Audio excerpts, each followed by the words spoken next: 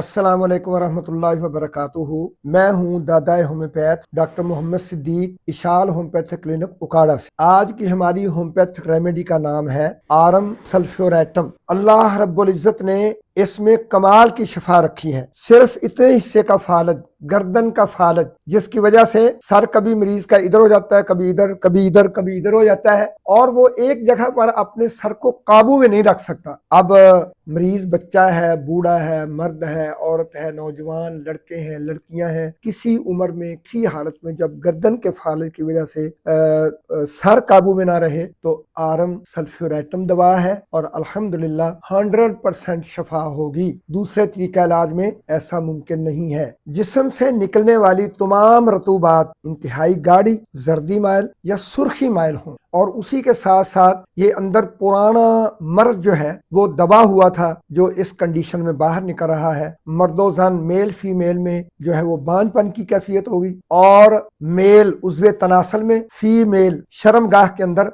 भाले लगने का सा जब दर्द हो तो आरम सल्फ्यूरेटम दवा इंशाल्लाह उनके लिए पैगाम शिफा है। आरम सल्फ्यूरेटम के जो मरीज होते हैं उनका आज़ा पर कंट्रोल जो है वो तकरीबन खत्म हो चुका होता है, जिसके नतीजे में उनका पेशाब अज खुद निकल जाता है और इस कंडीशन के अंदर उनकी दिमागी अलामात ये होती हैं कि उनको रात सोते में इंतहाई खतरनाक, डरौने, चोरों जैसे और दहशतनाक ख्वाब आते हैं। और जब ऐसा मरीज हमें ऐसी कैफियत आके बताए तो हमें होम्योपैथिक रेमेडी आरम सल्फ्यूरेटम आवाज दे रही होगी कि अल्लाह ने मुझे इसकी शिफा के लिए मुकर्रर किया है। फौरी इस मरीज को 30-200-1 MCM में उसकी कंडीशन और बीमारी की कैफियत के मुताबिक इसको दे दें ताकि अल्लाह के फल से ये मरीज शिफा की राह पर गामजन हो जाए। इसकी नस्लें भी आपको दुआएं देंगी और आपको अल्लाह रब्बुल इज़्ज़त से आपका सर बुलंद फरमा देगा। अस्सलाम वालेकुम वरहमतुल्लाह।